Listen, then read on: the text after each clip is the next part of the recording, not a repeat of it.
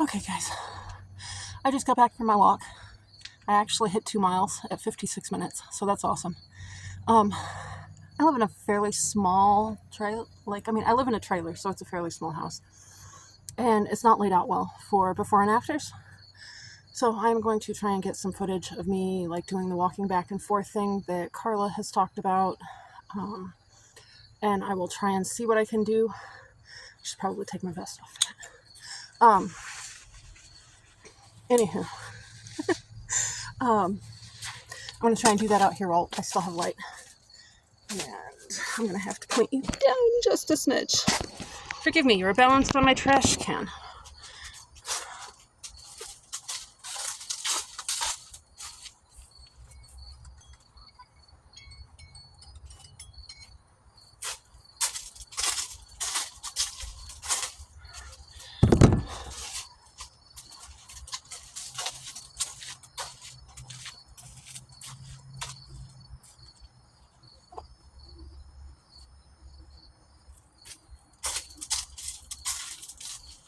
Yes, I'm walking through my garden. Okay.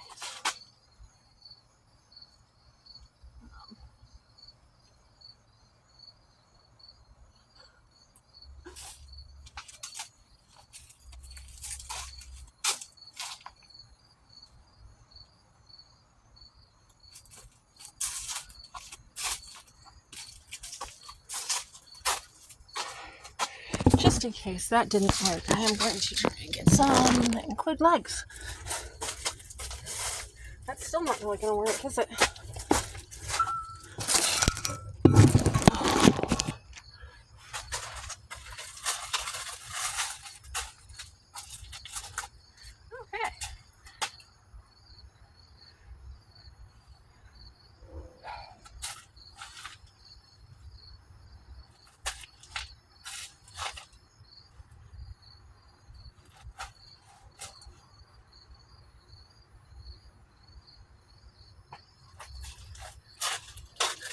Okay. Okay.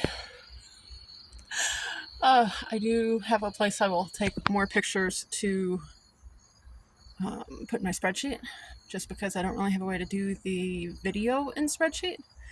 But at least this way it will be lighter and brighter, because it's really, like, the lighting in my house is not great either. Especially, I have found that I like walking in the evenings because I don't really have energy if I walk in the mornings. So at that point, the light is gone from inside the house. I will see you guys tomorrow. Good morning. Sort of. Welcome to day 1 of BodySlims. So yeah.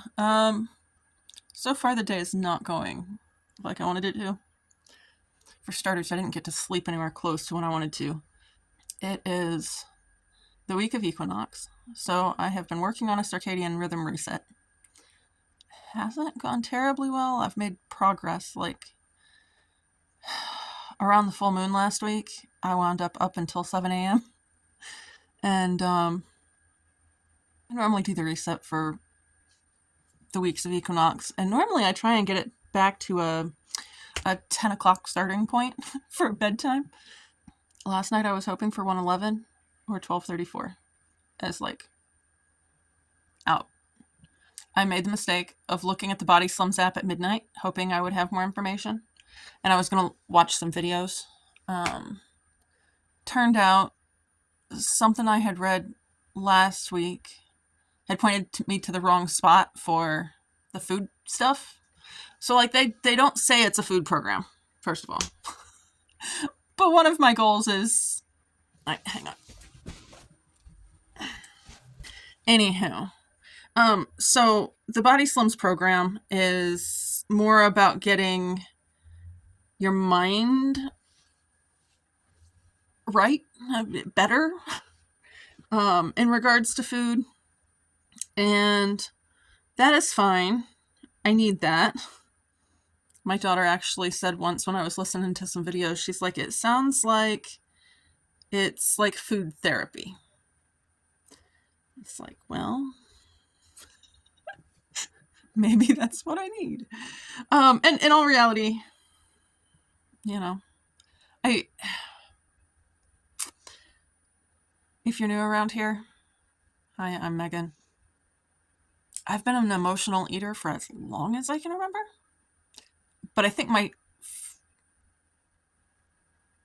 my mental mindset, I guess, around food probably got the most disordered when I was dealing with histamine intolerance back in 2019, 2020. Mainly because, it gets to the point that it can be scary to eat something if you don't know how you're going to react to it. And if that can change. And so I've never been in a great place around food in terms of tracking. I've been in multiple weight loss type situations over the years. Most of them I gain about 20 to 25 pounds when I've tried to lose weight. So it's one of those things I tend to give up because, when I was doing medically managed weight loss, it was one of those things where I was losing weight on the weeks that I was losing weight on the weeks that I was eating junk or like hitting the drive-thru every day. And I was gaining weight on the weeks I was eating healthy. On the weeks I was eating healthy, I felt okay. But of course I was gaining weight. On the weeks I was eating crap, I was losing and they were actually wanting me to eat that, but I felt horrible. At that point, it's 6 of one, half dozen of the other if you're trying to lose weight and you're just gaining. I've had hypothyroid symptoms for years, and I've had it checked by multiple doctors. I've had tests done to test all the things, and they always come back normal. My current doctor got to the point with the thyroid testing. He's like, look, there is a negative feedback loop between thyroid, I'm not sure if he specified TSH or not, and insulin. Well, my root causes is PCOS, we think. As far as symptoms wise, I have the symptoms of PCOS, even though I didn't go to the expense of getting diagnosed. And 70% of the root cause of PCOS is insulin resistance. So in the testing I did with that, I am showing as normal as far as A1C goes. I did go ahead and get the information I needed, which is fasting glucose and fasting insulin, to get a HOMA IR score. And I was about double what it needed to be. I was 5 point something. And while opinions vary between doctors, about 2.5 in there somewhere is the range for anything over that is insulin resistant. So I am insulin resistant. And of course, as with most doctors, it's like, lose weight, eat better. It's like, thanks, that's really helpful. He did suggest that I start walking. And this has been, I'm probably close to 10 or 11, 12 months, maybe a year since the last time I saw him. I have gotten testing done since then, but that was any lab test now. Anyway, so as I've found BodySlims, I had kind of gathered from the other videos I saw, the main components being calorie deficit, walking. Everybody mentioned a water requirement, although I have yet to see anything even mentioned about water from the BodySlims app or team or whatever. So anyway, I had worked out, in case you're wondering, my starting weight, actually, it's probably not my starting weight, but the heaviest that I saw on a scale was 354.6. As of last Wednesday, I was weighing 342.2. My goal weight is 175-ish. That will not actually get me into a healthy BMI. I have talked to my chiropractor about that, and she's like, completely ignore it. I know I had gotten down to 170 between pregnancies, and I looked anorexic. To get to a healthy BMI would require, I believe, 160, maybe 162. For some reason, that's sticking in my brain. It's quite a bit lower than what I'm thinking I want to go. Additionally, I was thinking 185. And then I was listening to stuff about people's Dare to Dream goals, and I'm like, maybe it should be 175. So we will see. It will take me a couple years. I did some muscle testing on that. Mainly because loose skin is a big fear. And with Ehlers-Danlos, my skin is already stretchier than most people. And I don't know how well it will shrink, and how I am not a great candidate for surgery because of the Ehlers-Danlos. When I had a torn meniscus, the ortho I got thankfully made that abundantly clear that if you don't have to go through surgery, please don't. Because our skin tends to tear and we don't heal well from surgery. So anyway, as I was working through things, I worked out some goals or some ideas of what I wanted to see from the BodySlims program in addition to just weight loss. Sorry, I've got my other phone here. Okay, so the first one, lose the disordered relationship with food. Histamine intolerance has not been great for my relationship with food. As I mentioned before, I don't actually remember a time that I wasn't an emotional eater. I think over the years, my ability to binge eat has reduced on its own. I've got some other issues that I think I'm probably dealing with, but anyway, we might get into that as time goes on. Get pressure off joints to reduce pain levels. Makes sense.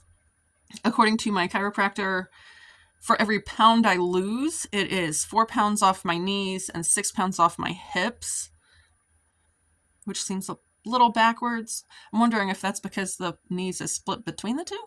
I don't know. Be able to dance for an entire dance class. So as a teenager, I did like to dance. I was typically doing belly dancing at that point. I would love to get into like ballroom type dancing, but then at the same time when I was out at the campground, I liked line dancing too. So, but right now I can barely survive one song. So yeah. Be able to log foods without triggering binging. That has been one problem I have had with pretty much any program I've been on, is that just the act of trying to log foods made me obsess over food, and therefore I would binge because I don't know, the whole not eating because I have to write it down has never really been a thing for me. I don't know. I know that's like the way people expect that to go, and it has always backfired. If I try and track, typically I am just eating absolutely everything in sight or anything I think about, to the point of physically getting sick. And I don't really like physically getting sick, and that just seems disordered in and of itself. So historically, I have just retroactively recorded, guesstimating portions based on, like the deck of cards is equivalent to this or that. I have worked on that a little bit this summer to see if I am to the point that I can record in real time. I did not wind up binging from that. It was very enlightening.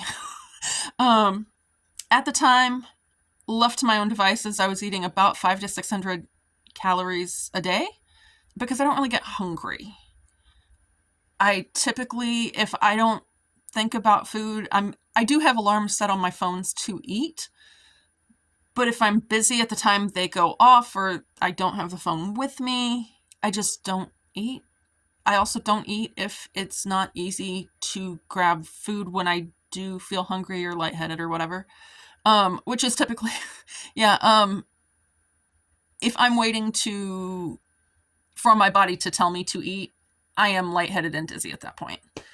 So not a good option. So far, what I think I'm going to do to work around this, I have some things pre-portioned in the snack cabinet so I can grab those and just eat them. And I will automatically know how many calories are in there because I've already pre-portioned them. I am still working on how I'm going to deal with the rest of the food situation. Honestly, I'm pretty much the lowest I've been this summer. I stayed in good spirits on the whole weight loss thing while I was laid up with a broken foot this spring and into summer. It's just the last few weeks have not gone well. I'm kind of out of things to watch for encouragement. At least one of the people that I was watching wound up kind of spiraling down and has been really negative the last few weeks or a month. I have quit watching her. But not great. As far as what I'm hoping to do with this, I am hoping I can both be positive, but then also be realistic and let you guys know where I'm at and what I'm thinking and how it's going. Because I do think there's kind of both sides to all realities, and I mean, you guys are here because of issues predominantly with food anyway, from what I can tell, whether it's lectins or histamine or whatever. And so my goal has always been to give you guys hope, because the message I found when I was diagnosed with histamine intolerance was just to starve yourself. And I don't know about you, but that didn't really work well for me. I'd like to be able to get through a dance class. I'd like to be able to log foods without triggering binging. That will be an ongoing thing, I expect. I would like to find healthy for me foods that the family also likes. I do have 2 kids that are here half the time. And part of the time I am the one cooking, part of the time they are cooking. They are both adults at this point, and we can all cook. Probably equally well. My mom was a home ec teacher. She cooked great food. I didn't. Yeah, no. I like cooking to some degree. I'm sure that will come up. I have worked in professional kitchens a couple of times in my life. It has been by far the most fun job I have ever had. Not great for exposure to foods I shouldn't have, but all in all, very fun. But I haven't learned as much cooking as I would like either. One of those things, I'd kind of like to lose weight so I could get back in the kitchen. So anyway, I'm not all about cooking multiple meals for multiple people. I didn't do that when my kids were little. If they didn't like what I cooked or what they helped me cook, because I was dealing with vertigo when they were little, it was one of those things, you've got to at least try it, and then you can make yourself a peanut butter and jelly sandwich or whatever, or eat some leftovers. So I would like to find healthy foods that also allow us to eat together. Be able to work in the garden for longer periods of time. I haven't really done any work in the garden this summer. I had gotten to the point, so for household stuff, 5 or 10 minutes washing dishes, maybe 15 if I've been on a good streak, is about the max my body can handle before I'm starting to have issues. I can work a little bit longer outside, but I can't just work for an hour or 2 at a time either. Reasonings for that. But if there's not issues with heat or cold or bugs, it would be nice to be able to work for a couple of hours. Not struggle to buckle the seatbelt. That has been an issue this summer. I will say I have lost a little over 12 pounds so far since the beginning of July. And I got in the car yesterday, and that has actually already come to pass. I did not struggle to buckle the seatbelt, and the door, not bouncing the doors back open with my thighs. That actually was resolved as well. Even with the arm down, because my daughter puts the arm down in the car. So those 2 are actually, apparently 12 pounds was all I needed for that. Granted, it could definitely get better. And maybe it was just how I was sitting or the car I was in that I wasn't banging the door, but I was in the smaller car. So I guess those 2 are actually done. I'm going to strike those out. Okay, I had stayed pretty up most of the summer.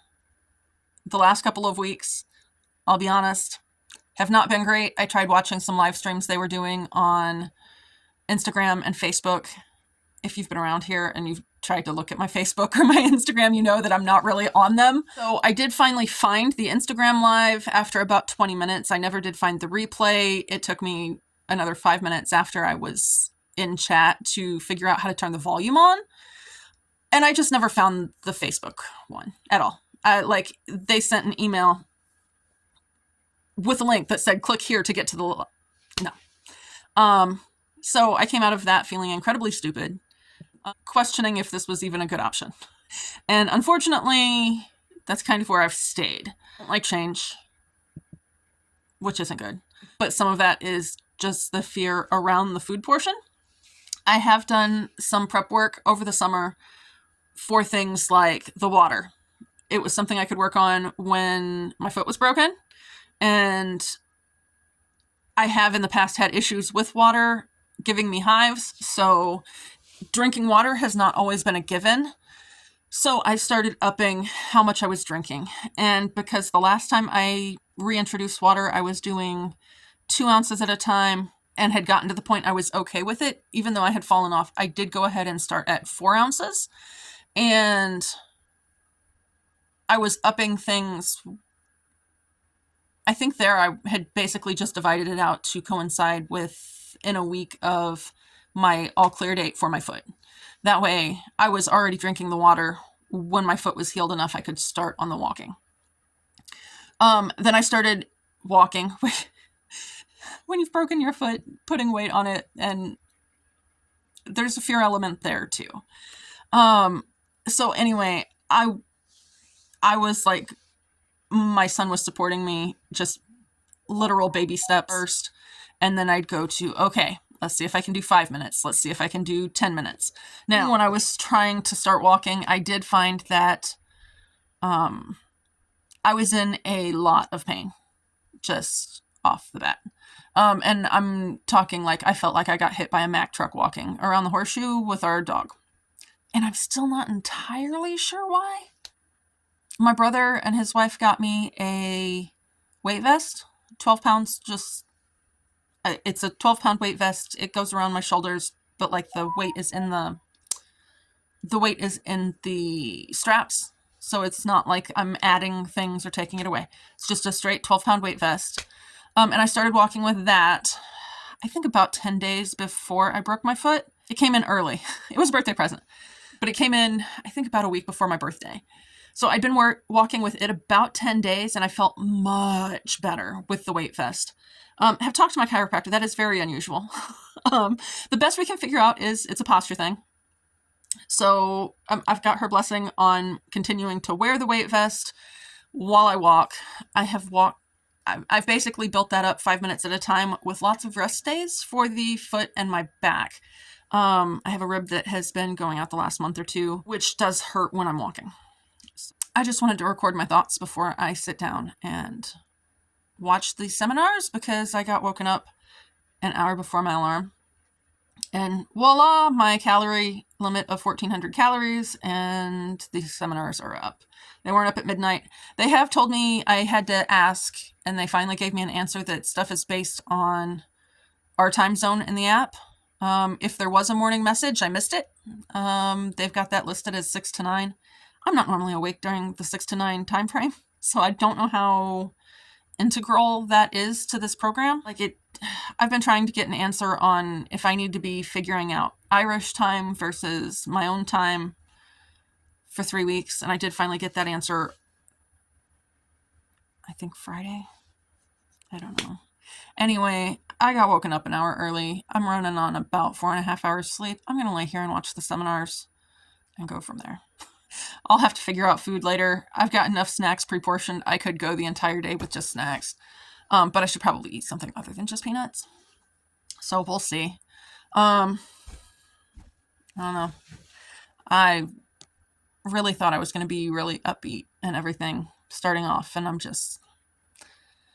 not. So anyway, I will talk to you guys later.